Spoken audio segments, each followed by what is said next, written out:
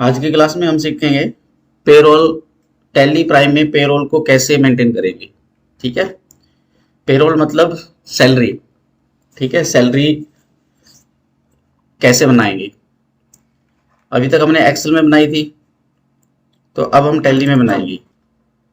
ठीक है, उसके बाद हम कंपनी क्रिएट करेंगे और क्रिएट कंपनी पे जाएंगे।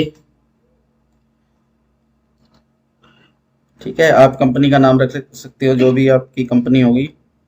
जैसे मैं रख लेता हूँ ABC प्राइवेट लिमिटेड। ठीक है, कंपनी का एड्रेस जो भी होगा आप कंपनी का एड्रेस दे दोगे। ठीक है,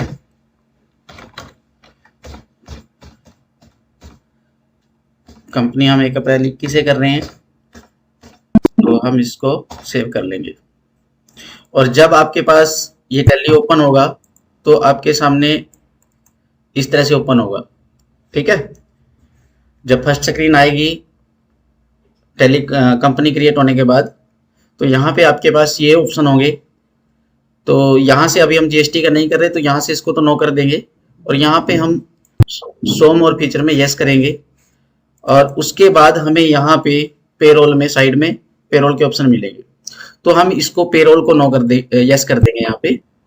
ठीक है, पेरोल को यस करेंगे और एनेबल पेरोल स्टेटरी इसको भी यस करेंगे।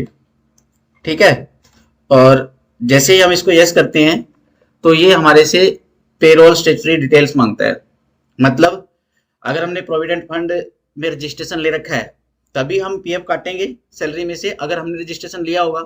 और पीएफ में रजिस्ट्रेशन कब लेना होता है, जब कंपनी में 20 एम्प्लॉय हो जाए तब ईपीएफ में रजिस्ट्रेशन लेना होता है। अगर कोई कंपनी वॉलंटरी रजिस्ट्रेशन लेना चाहे तो वॉलंटरी रजिस्ट्रेशन ले सकती है। तो जब हम रजिस्ट्रेशन लेंगे, पीएफ में रजिस्ट्रेशन लेंगे, तो हमें कंपनी का कोड मिलेगा, पीएफ का रजिस्ट्रेशन नंबर मिलेगा। ठीक है, वो हम यहाँ पे डाल देंगे। कंपनी का जो भी हमें कोड मिला होगा, कोड कुछ इस तरह से होगा। मैं यहाँ पे ऐसे ही डाल देता हूँ। ठीक है, मान लो ये मुझे कोड मिला है। ठीक है, तो यही मैं आगे डाल देता हूँ। जो भी हमें कोड मिलेगा ना, जब रजिस्ट्रेशन सर्टिफिकेट मिलेगा उसमें हमें कोड मिल जाएगा और वहां से हमने ये डालना है। ठीक है, तो वो सारी इन्फॉर्मेशन हमें रजिस्ट्रेशन सर्टिफिकेट पे मिल जाएगी, हम डाल देंगे। ठीक है, उसके बाद ईएसआईसी में, ईएसआईसी का भी हमें कोड मिलेगा। ठीक है, जो हमें ईएसआईसी का नंबर मिला होगा, एस्टेब्लिशमेंट रजिस्ट्रेशन नंबर, वो हम यहाँ पे डाल देंगे। ठीक है, ईएसआईसी ब्रांच ऑफिस, क्या आपका रजिस्ट्रेशन किसने इशू किया। ब्रांच ऑफिस मतलब आपकी ब्रांच कहाँ पे पड़ती है ईएसआईसी की, जिसने आपको रजिस्ट्रेशन सर्टिफिकेट दिया है। मान लेता हूँ मैं हिसार में है हमारी ब्रांच। ठीक है, उसके बाद standard working days per month, कि आपके स्टैंडर्ड वर्किंग डेज कितने हैं मंथ में। जैसे 31 का महीना है तो 31, 30 का महीना है तो 30, लेकिन ईएसआईसी में 26 डे माने जाते हैं कि जो सैलरी मिलती है वो 26 दिनों की मिलती है, 4 वीकली ऑफ होते हैं। ठीक है, कि 6 दिन काम करने के बाद 1 दिन का ब्रेक लेना होता है, तो यानी कि 26 वर्किंग डे रहेंगे स्टैंडर्ड वर्किंग डेज हमारे। ठीक है, नेशनल पेंशन स्कीम का अगर आपके पास नंबर है तो वो आप डाल दोगे। तो उसके बाद आपका आ जाता है इनकम टैक्स का। इनकम टैक्स में क्या होता है, टैन होता है। जो टीडीएस कटता है वो टैन के बेस पे कटता है। ठीक है, टैन का रजिस्ट्रेशन लेना होता है, जैसे हमारा पैन नंबर होता है वैसे ही टैन नंबर होता है। तो इसमें टैन लिया होगा, तो मैं डाल देता हूँ, अगर वैसे ही डाल देता हूँ कोई, मैंने ये डाल दिया। ठीक है, देखो इसमें इसमें कोई दिखाया था इसने,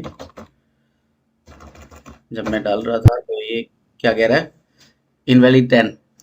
क्या कह रहा है, इनवैलिड 10 में 4 अल्फाबेट होने चाहिए, 5 न्यूमेरिक होने चाहिए और फिर 1 अल्फाबेट होना चाहिए। ठीक है, इसने फॉर्मेट भी दिखा रखा है, 10 का ये फॉर्मेट रहेगा। ठीक है, मैं यही डाल देता हूँ जो इसमें दिखा रखा है। ठीक है, इसमें दिखाया है 4 टाइम ए और 1 to 5 ए, 4 टाइम ए और फिर 1 to 5 ए, मैंने यही डाल दिया। ठीक है, तो मेरा 10 रजिस्ट्रेशन नंबर भी यही होएगा।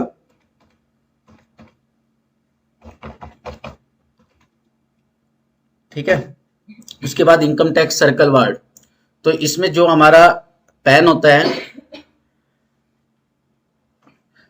सॉरी 10 की बात कर रहे हैं ना, तो इसका कौन सा सर्कल है, तो जो हमें 10 रजिस्ट्रेशन मिलेगा, सर्टिफिकेट मिलेगा, उस पर वो लिखा होगा। मैं वैसे ही लिख देता हूँ, वार्ड नंबर 3 और सिरसा। ठीक है, हम गवर्नमेंट नहीं है, अदर है, हम प्राइवेट कंपनी हमारी। ठीक है, डिडक्टर ब्रांच एंड डिवीजन, अगर कोई ब्रांच एंड डिवीजन है तो उसका आप नाम लिख दोगे, यहाँ पे सिरसा ब्रांच है मान लो। ठीक है, उसके बाद नेम ऑफ पर्सन रिस्पॉन्सिबल, जो हम यहाँ पे काम करेंगे, हमारी कुछ रिटर्न्स बनेगी, फॉर्म्स बनेंगे, उन पे साइन कौन करेगा, उनका रिस्पॉन्सिबल पर्सन कौन है। ठीक है, ऑथराइज सिग्नेटरी कौन है, तो यहाँ पे रिस्पॉन्सिबल पर्सन की डिटेल डालेंगे, जो भी होगा। मान लेते हैं मिस्टर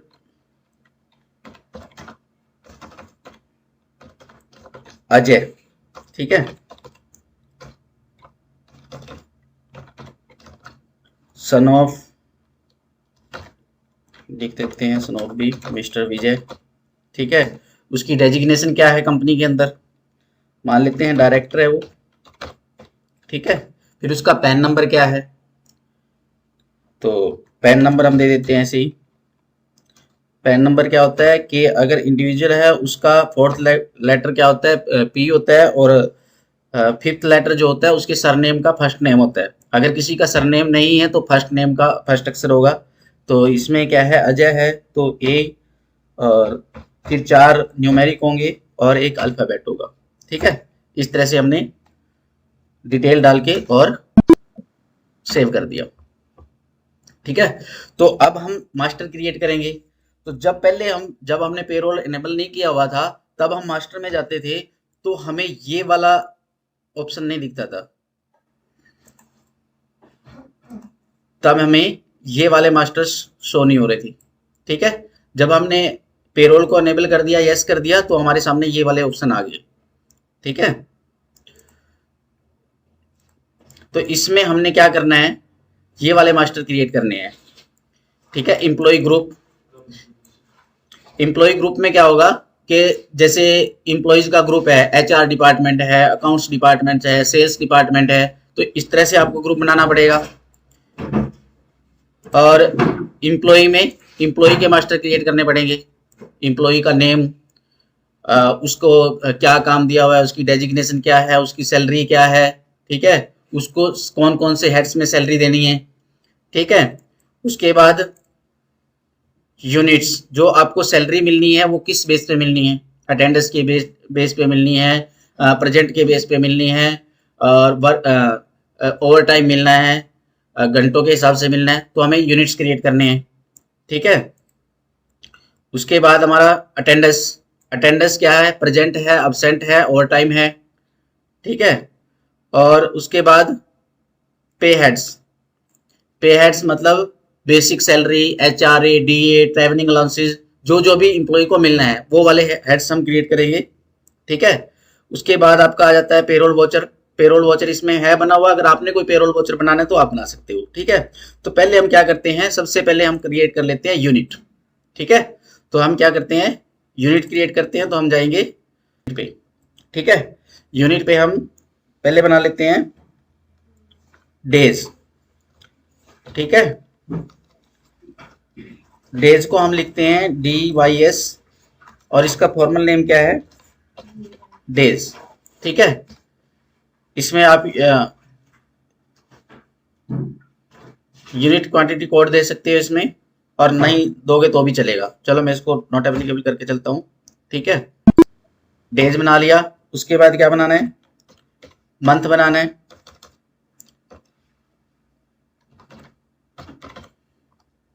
फॉर्मल नेम,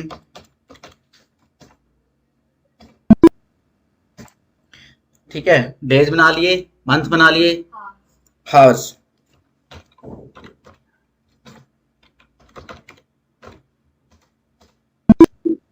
और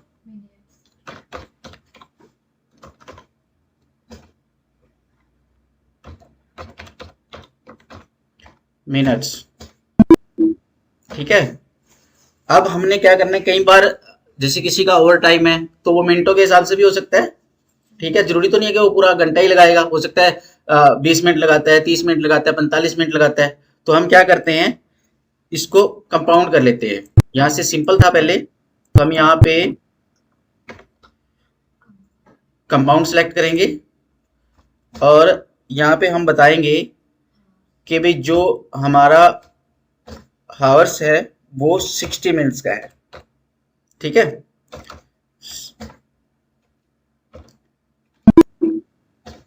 तो हमने यहाँ पे लिंक कर दिया इसको।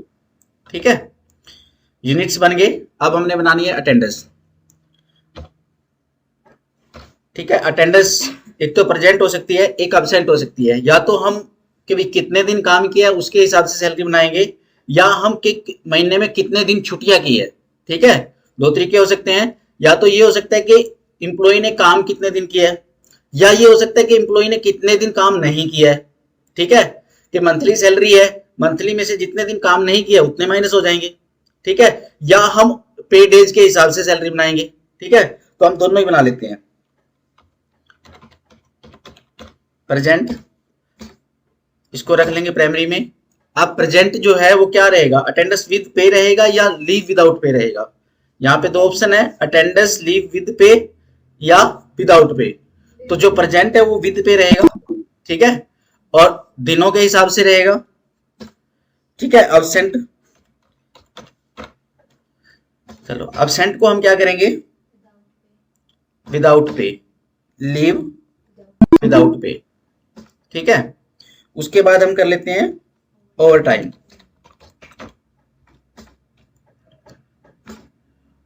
और इसको हम क्या करेंगे, इसको हम ले लेंगे प्रोडक्शन में। ठीक है, और इसका यूनिट क्या रहेंगे,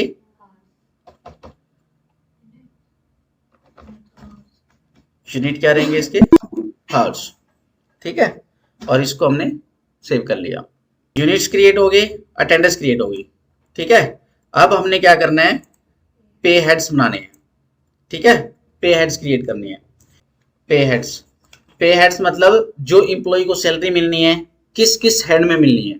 ठीक है, कई जगह हो सकता है कंपनी ने ब्रेकअप ना कर रखा हो सैलरी का, कि जो सैलरी मिलेगी वो पूरी की पूरी सैलरी मिलेगी, और कई जगह हो सकता है कि उसका ब्रेकअप किया हो। ठीक है, तो हमने पे हेड क्रिएट किया बेसिक सैलरी का। और बेसिक सैलरी क्या है, एम्प्लॉय के लिए क्या होगा, अर्निंग होगी। तो हम यहाँ से अर्निंग फॉर एम्प्लॉय ले लेंगे। ठीक है, और एम्प्लॉयर के लिए क्या होगा, खर्चा होगा। तो हम इसको डायरेक्ट एक्सपेंस रखेंगे। Affect net salary, yes. और सैलरी स्लिप पे आपको क्या नाम चाहिए, बेसिक सैलरी चाहिए, हम इसको यहाँ पे यही रखेंगे। उसके बाद calculation of gratuity, basic salary पे ग्रेच्युटी की कैलकुलेशन होगी या नहीं होगी, तो हम यहाँ पे यस कर लेंगे। ठीक है, उसके बाद इनकम टैक्स में, इस पे इनकम टैक्स लगेगा कि नहीं लगेगा, तो हम यहाँ पे यस कर लेते हैं। और जैसे ही हम यस करेंगे तो ये हमारे से पूछेगा इसमें कि भाई इनमें से एक लिस्ट है इनकम टैक्स कंपोनेंट्स की, तो इसमें से कौन सा है ये। तो हम यहाँ पे बेसिक सैलरी की जब बात करें तो हम यहाँ पे बेसिक सैलरी ही सिलेक्ट कर लेंगे और इसको ऐसे ही रहने देंगे जो आ रहा है। ठीक है, प्रोजेक्टेड वैल्यू। उसके बाद कैलकुलेशन कैसे होगी, ठीक है, बेसिक सैलरी की जो कैलकुलेशन होगी वो कैसे होगी, अटेंडेंस पे होगी। तो हम रख लेते हैं कि अटेंडेंस, जितनी अटेंडेंस होगी उसके हिसाब से होगी। अब अटेंडेंस में हमारे पास दो ऑप्शन है, प्रेजेंट, या तो हम प्रेजेंट बेस पे लेंगे या हम अब्सेंट बेस पे लेंगे। अगर हमने अब्सेंट बेस पे ली है, चलो हम अब्सेंट बेस पे ले लेते हैं एक बार। तो हम यहाँ पे कर देंगे नॉट एप्लीकेबल। ठीक है, जैसे ही नॉट एप्लीकेबल करेंगे तो हमारे पास अब्सेंट का ऑप्शन आ जाएगा, हम इसको सेलेक्ट कर लेंगे। उसके बाद कैलकुलेशन पीरियड क्या रहेगा, मंथली रहेगा, तो हम मंथ को सिलेक्ट कर लेंगे। ठीक है, उसके बाद कि भी आपने कैलकुलेशन जो पर डे की लेनी है वो कैसे लेनी है, कि एक तो यूजर डिफाइन है। ठीक है, ये तो मतलब आपने 26 दिनों के हिसाब से महीने को कैलकुलेट करना है या 30 दिन के हिसाब से महीने को कैलकुलेट करना है। ठीक है, वो कंपनी की आपकी पॉलिसी रहेगी कि भाई या तो आप 26 दिन का मंथ मानोगे, ठीक है, या आप कैलेंडर के हिसाब से मानोगे कि भाई 30 दिन का मंथ है तो 30 दिन लेंगे, 31 का 31 लेंगे, 28 का है तो 28 लेंगे। तो यहाँ पे मैं कर लेता हूँ एज पर कैलेंडर पीरियड। ठीक है, उसके बाद राउंडिंग कैसी लेनी है, राउंडिंग नॉर्मल ले लेंगे हम यहाँ पे। ठीक है, और एक की राउंडिंग ले लेंगे। ठीक, इसके बाद हमारा बेसिक सैलरी हो गया। उसके बाद ले लेते हैं हम डीए। ठीक है, डियरनेस अलाउंसेस, डीए। तो डीए भी इंप्लॉय की अर्निंग रहेगा। ठीक है, इंप्लॉयर के लिए खर्चा रहेगा। नेट नेट सैलरी को अफेक्ट करेगा, यस। और name displayed in pay slip पे नेम क्या रहेगा, तो हम यहाँ पे डीए भी रख सकते हैं और इसको पूरा भी लिख सकते हैं।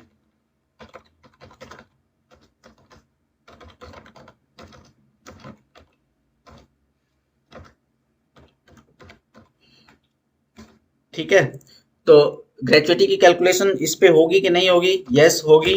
ठीक है, इनकम टैक्स इस पे होगा, यस होगा। तो इनकम टैक्स में हम यहाँ लिस्ट से देख लेंगे कौन सा है ये, डियरनेस अलाउंसेस इसमें होगा, लिस्ट में डियरनेस अलाउंसेस।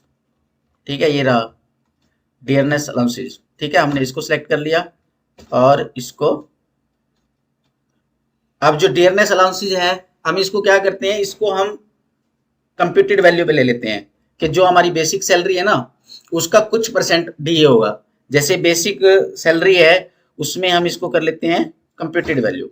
ठीक है, राउंडिंग नॉर्मल ले लेते हैं और यहाँ पे हम क्या करेंगे कि जो हमारा डीए होगा वो हम इस पे एक फॉर्मूला सेट कर देंगे, वन स्पेसिफिक फॉर्मूला। और इसमें हम क्या करते हैं, हमने कर दिया कि जो बेसिक सैलरी है, बेसिक सैलरी का पे हम परसेंटेज लगा देते हैं। ठीक है, तो हमने यहाँ पे परसेंटेज हम कर देते हैं कि 70% डी रहेगा। ठीक है, वो जो भी आपकी परसेंटेज होगी आप देख लेंगे, मैं यहाँ पे 70% कर रहा हूँ कि जो डीए होगा वो बेसिक सैलरी का 70% होगा। ठीक है,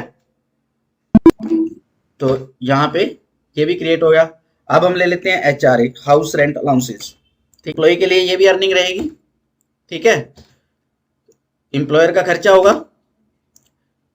ठीक है, बाकी एस रखेंगे इसको। और ग्रेचुइटी के लिए इसकी कैलकुलेशन होगी कि नहीं होगी, नहीं, नो रखेंगे। इनकम टैक्स इस पे होगा जी, तो यहाँ पे हम इनकम टैक्स में इसका लिस्ट में से देख लेंगे हाउस रेंट अलाउंसेस। तो हमने यहाँ पे हाउस रेंट अलाउंसेस सेलेक्ट कर लिया। इसकी कैलकुलेशन कैसे रहेगी, इसको भी हम कंप्यूटेड वैल्यू कर लेते हैं और हम यहाँ पे रख देते हैं इसको, तो बेसिक सैलरी है उसका 30% कर लेते हैं। ठीक है, कि जो बेसिक सैलरी है उसका 30%, यहाँ पे भी परसेंटेज रख देते हैं और मैंने कर दिया 30%। ठीक है,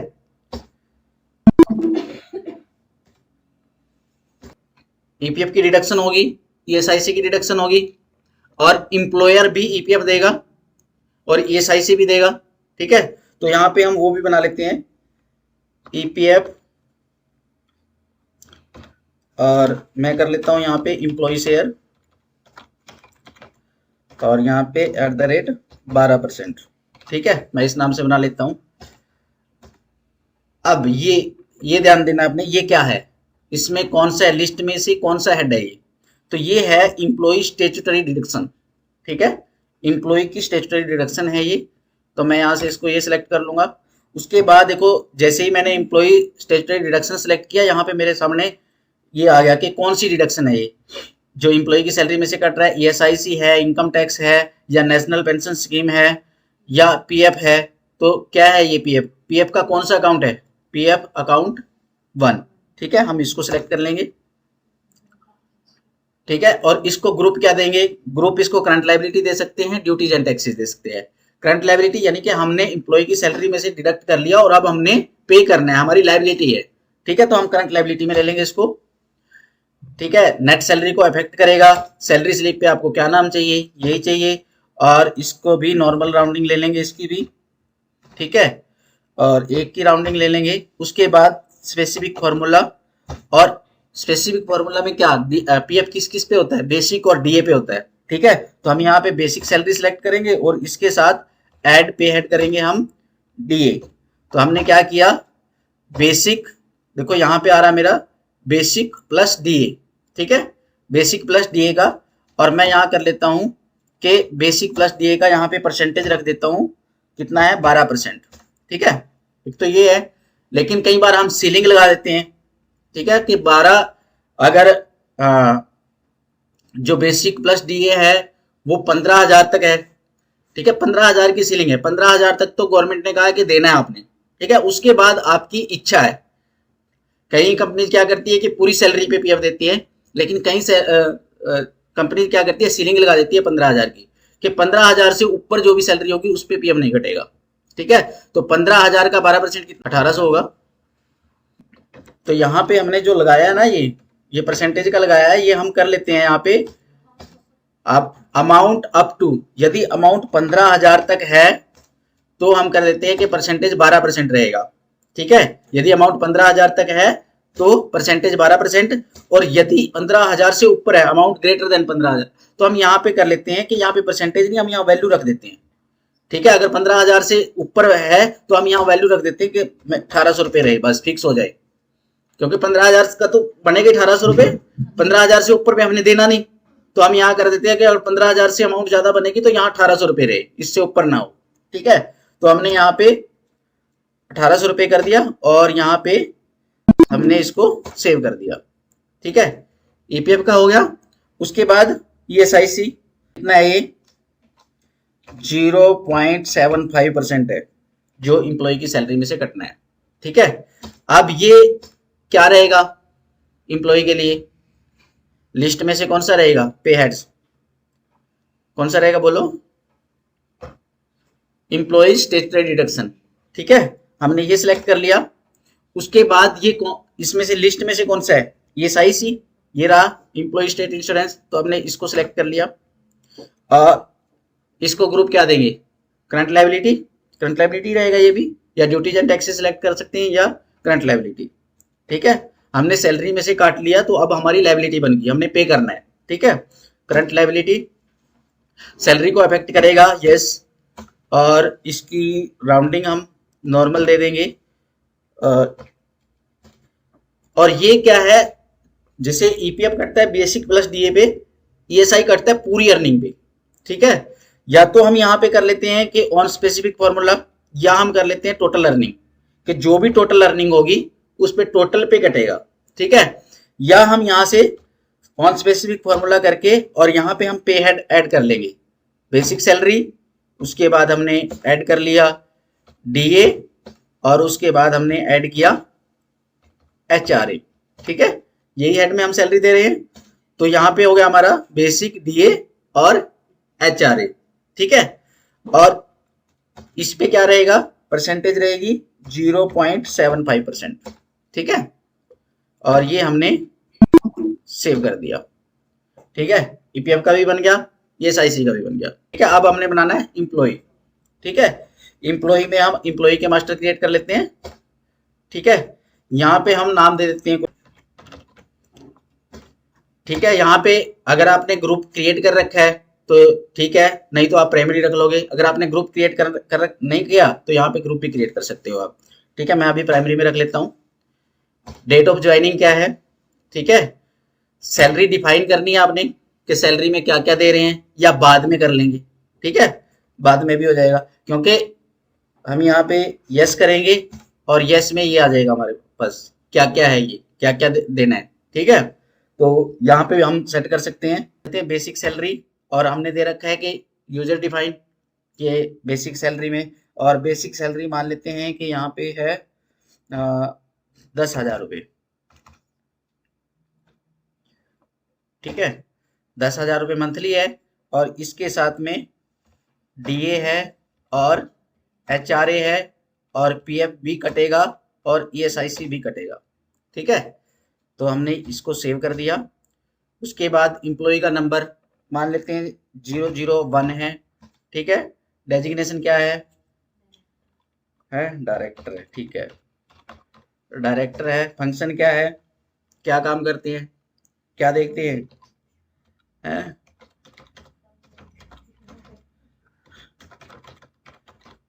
ठीक है, लोकेशन कहाँ पे है, कहाँ पे काम देख रहे हैं, लोकेशन सिरसा, तो ये सारी इन्फॉर्मेशन आप डाल दोगे।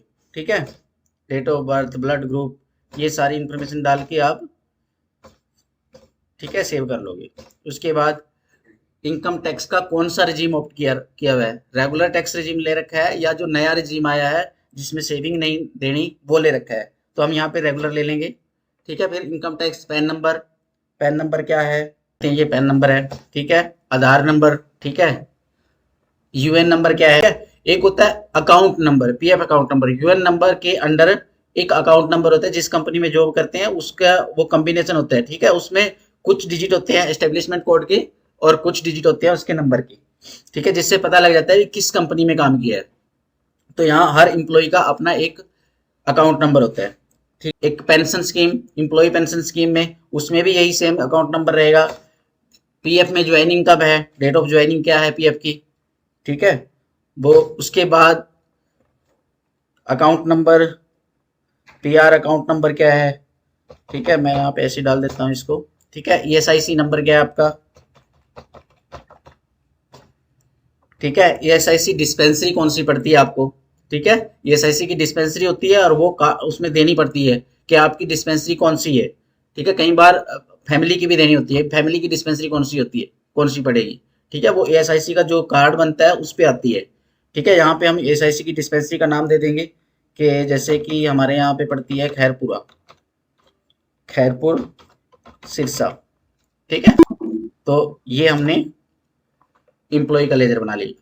इस तरह से ही आपने जितने भी आपके एम्प्लॉय होंगे उन सब का ऐसे मास्टर क्रिएट करना है। सारी चीजें बना ली है, सारे मास्टर क्रिएट कर लिए हमने।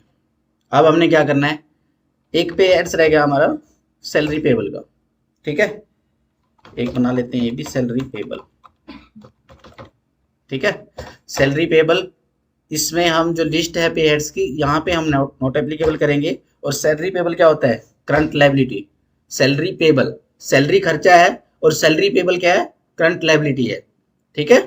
जब हम एंट्री करते हैं टैली में क्या करते हैं, salary account debit to salary payable, ठीक है। सैलरी खर्चा है और पेबल करंट लायबिलिटी है, ठीक है। तो इसको हमने सेव कर लिया, ठीक है। मास्टर हमारे क्रिएट हो गए। अब हमने क्या करना है, सैलरी बनानी है, ठीक है। सैलरी बनेगी अटेंडेंस के बेस पे, ठीक है। और अटेंडेंस में हमने क्या लिया हुआ है, अब्सेंट बेस लिया हुआ है ना। तो हम क्या करेंगे, पहले वापस आते हैं और हम जाएंगे वाउचर में, ठीक है। वाउचर में जाएंगे और वाउचर में हमने लेना है अटेंडेंस वाउचर। अटेंडेंस वाउचर हमें मिलेगा अदर वाउचर में, और अदर वाउचर में हम जाएंगे यहाँ पे अटेंडेंस पे, ठीक है।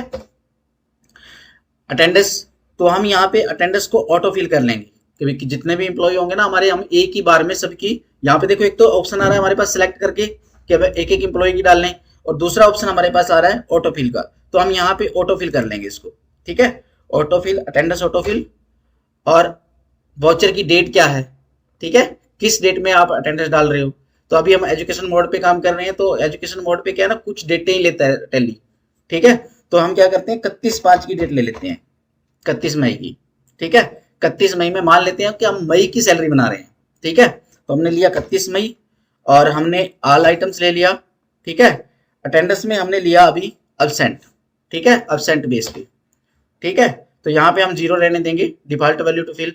अगर डिफॉल्ट रखना है कि अगर आपके सारे एम्प्लॉय की सेम अटेंडेंस है, ठीक है, तो आप यहाँ पे सेम डाल सकते हो कि भाई सभी ने 5-5 दिन छुट्टी की है, तो आप यहाँ पे 5 डाल दोगे तो सभी का 5 डल जाएगा।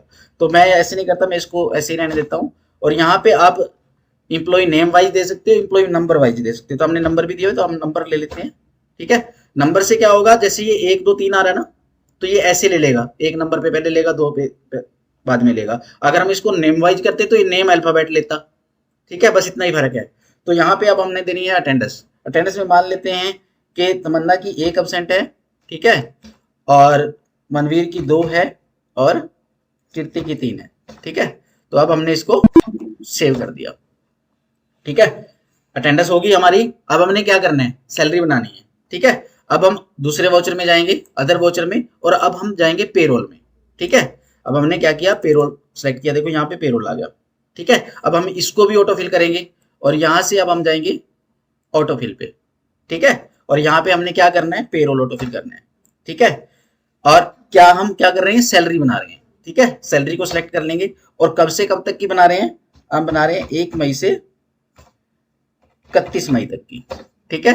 ऑल आइटम्स ले लेंगे, और यहाँ पे भी हम एम्प्लॉय नेम ले सकते हैं या एम्प्लॉय नंबर ले सकते हैं, ठीक है। और यहाँ पे हम सिलेक्ट करेंगे सैलरी पेबल, ठीक है। अगर हम पेमेंट कर रहे हैं तो कैश या बैंक ले लेंगे, लेकिन अभी हम पेमेंट नहीं कर रहे हैं, हम क्या कर रहे हैं, पेबल कर रहे हैं। तो हमने क्या किया, सैलरी पेबल ले लिया, ठीक है। तो ये हमारी सैलरी बन गई। लेकिन यहाँ पे एक प्रॉब्लम आ रही है। प्रॉब्लम क्या है, देखो यहाँ पे हमने जो फॉर्मूला लगाया था, हमने क्या किया था कि अगर 12 जो बेसिक प्लस डी है वो 15,000 से ऊपर होता है तो उस पे सीधा 1800 ले लेंगे, ठीक है। जहां पे भी 15,000 से ऊपर होगा तो ये क्या करेगा, उस पर सीधा 1800 उसने ले लिया। ठीक है, अगर कम होता तो जितना आता उतना लेता, लेकिन यहाँ पे क्या हो रहा है, ईएसआईसी की कैलकुलेशन नहीं कर रहा है। तो ईएसआईसी की कैलकुलेशन क्यों नहीं कर रहा, कोई ना कोई रीजन क्या था। रीजन ये है कि हम जो ज्वाइनिंग कर रहे हैं 1 अप्रैल से कर रहे हैं, ठीक है, और हम सैलरी बना रहे हैं मई की। ठीक है, तो ईएसआईसी अप्रैल का डिपॉजिट कराए बगैर हम मई का नहीं बना सकते। ठीक है, कि अप्रैल की सैलरी है, पहले अप्रैल का डिपॉजिट होगा तभी हम मई का करेंगे। जब तक हम अप्रैल की सैलरी में ईएसआईसी कैलकुलेट नहीं करेंगे तब तक हमारा मई की सैलरी में कैलकुलेट नहीं होगा। ठीक है, तो जब हम अप्रैल की सैलरी बना रहे हैं तो हमारा ईएसआईसी भी डिडक्ट हो रहा है, ईपीएफ भी डिडक्ट हो रहा है। ठीक है, क्लियर है। तो अब हम इसको क्या करेंगे, सेव कर देंगे। ठीक है, तो अभी हमने क्या किया है कि एक सिंपल हमने सैलरी बना के देखी है। ठीक है, और जैसे हमारा इफेक्ट जाता है बैलेंस शीट पीएनएल में, वो हमारा ये देखो बैलेंस शीट में क्या है, हमारी करंट लायबिलिटी में अगर हम इसको डिटेल में देखेंगे तो हमें क्या करना है, ईपीएफ इतना जमा कराना है, ठीक है, और ईएसआईसी ये जमा कराना है, और सैलरी हमने ये जमा करानी है। ठीक है, और पीएनएल में क्या गया होगा हमारा, एक्सपेंस वाले लेजर। ठीक है, एक्सपेंस वाले बेसिक सैलरी, डीए, एचआरए, ये आ गई। ठीक है, और अभी हमने एम्प्लॉय शेयर लिया इसमें। ठीक है, फिर हम इसमें एम्प्लॉयर शेयर भी लेंगे, और उसके बाद क्या है, जो हमने ईपीएफ की जो एक्सेल से हम टेक्स्ट फाइल बनाते हैं, ठीक है, टेक्स्ट फाइल भी हमारा टैली बना देगा। ठीक है, अभी हमारे पूरे लेजर अभी बने नहीं है, पूरे मास्टर नहीं बने इसमें। तो आज के लिए इतना ही, नेक्स्ट इससे आगे के ऑप्शन अगली क्लास